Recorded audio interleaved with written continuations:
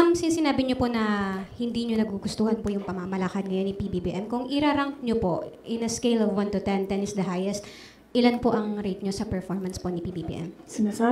Nasabi ko kanina, 10 is the highest, 1. Papa niyo po ang naggawa ng desisyon against all Filipinos na may libing si Marcos Sr. sa libigan ng mga bayani.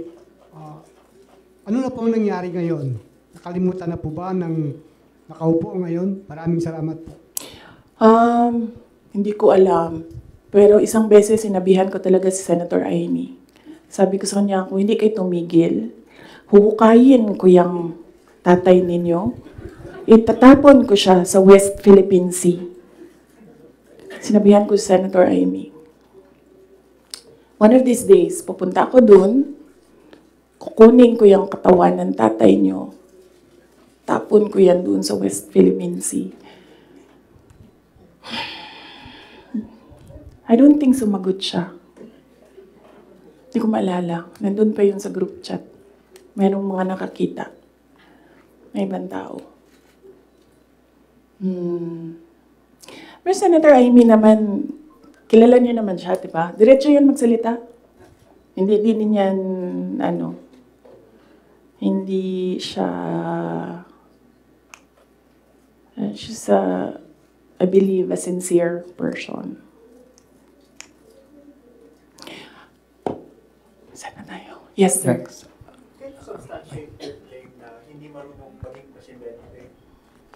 Presidente na nakaupo ngayon. Elaborate, and you mentioned na hindi mo na gusto yung mga nakikita at naririnig when you were there. And second question mo, I'm genuinely curious because you had a long narration of what transpired from 2021 until 2022. And there was a lot of negotiating and there was a lot of political discussions on who to run, who will step down. But I'm genuinely curious, ma'am, where's the public in all of these discussions? Where did you ever discuss policies, platforms? Because it's as if it's political families discussing the future of the country without regard for the public. And you mentioned that the context of all these of this press call is to give justice to the 30 million plus Filipinos who voted for you and the president. Yes, oo. Unahin ko muna yung last question. Last question was, hindi ko alam sa kanila. I mean, you should ask the president kung ano yung platform niya. Pero very clear yung platform ko. It was continuity of build, build, build. It was mapayapang pamumuhay, edukasyon, at trabaho. Very clear. And when I won, it was still mapayapang pamumuhay and trabaho and edukasyon, all related to security. And noong hindi ko nakuha yung overarching na sector, I focused on education. Siguro yan na rin yung sagot sa unang question mo. Paano ko nasabi na isubstantiate ko yung sinasabi ko? I don't ever remember may platform siya na sinabi kung anong gagawin niya para sa bansang ito. Di niya sinabi ano ang gagawin natin sa food security.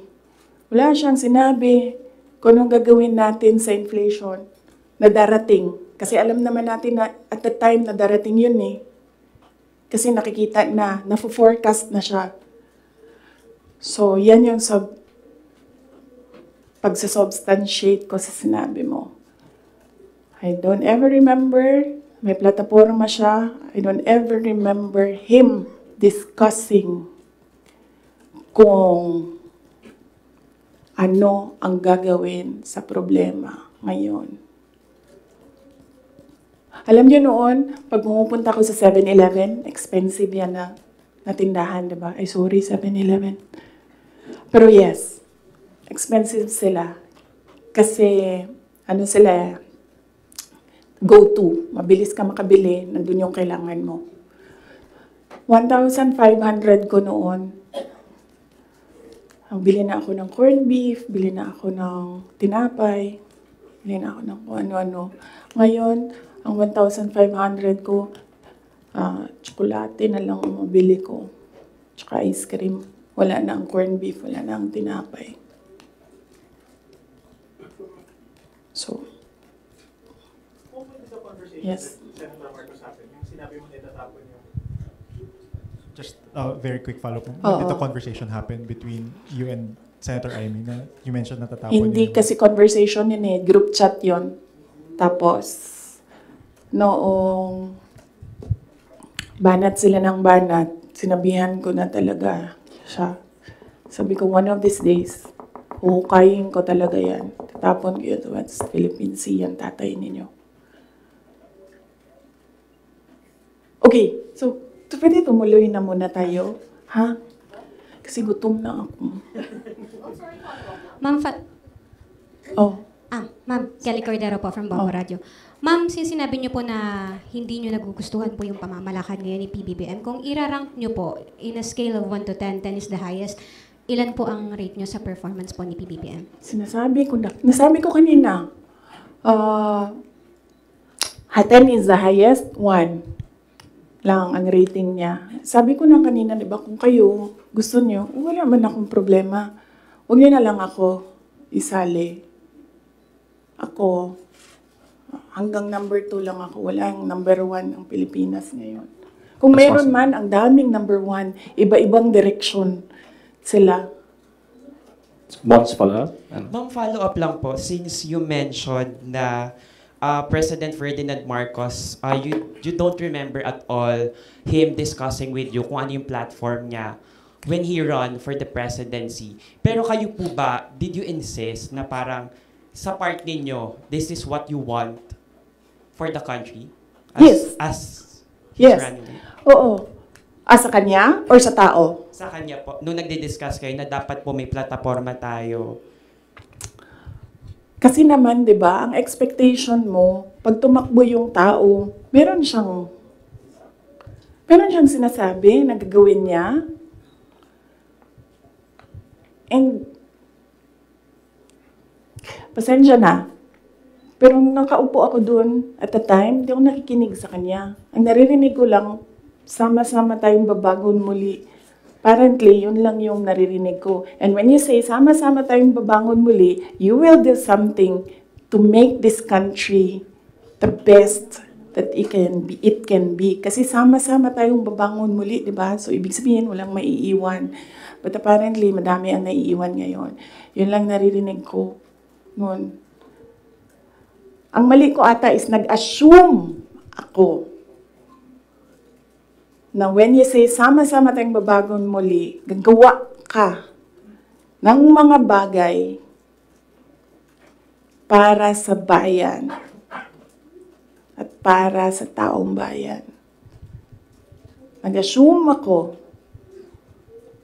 na ang gagawin niya ay mas maganda pa, mas maayos pa, mas magaling pa sa lahat ng dumaan na presidente.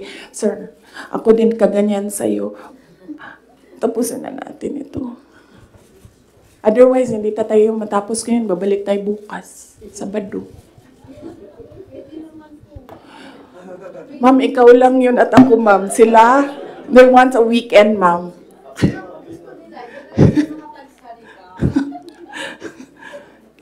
Wait lang. Sasaki, Yes, sir. Yes, sir. Yes.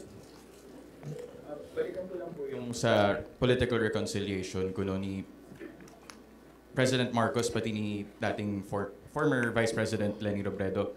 Hingin ko na lang po siguro yung assessment nyo na bilang, ayun nga po, tumakbo kayo kasi ginamit kayo para manalo laban kay Leni kasi nga natatalo na raw sila. So sa tingin nyo, bakit po kaya ngayon nakikipagkita?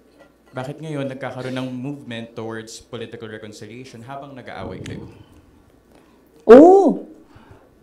Sabi, di ba, sinabi ko na yan ng budget hearing, ako na lang man isa naiiwan dito. Ako na lang isa naiiwan dito. Nagsama-sama na ang mga dayuhan, huwag niyo akong tanungin na, about foreign policy.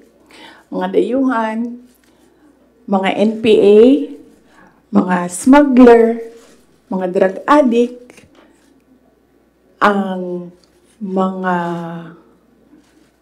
yellow, liberal, at sino yung isa? Administration. Sama-sama na yan sila lahat.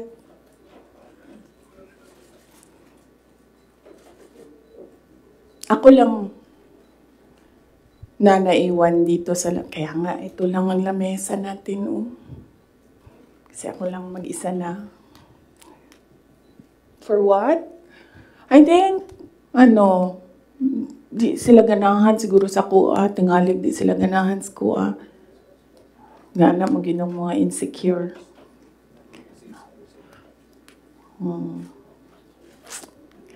So, ang tagline ng OVP is para sa Diyos, bayan, at bawat pamilyang Pilipino. Hindi na po ngayon.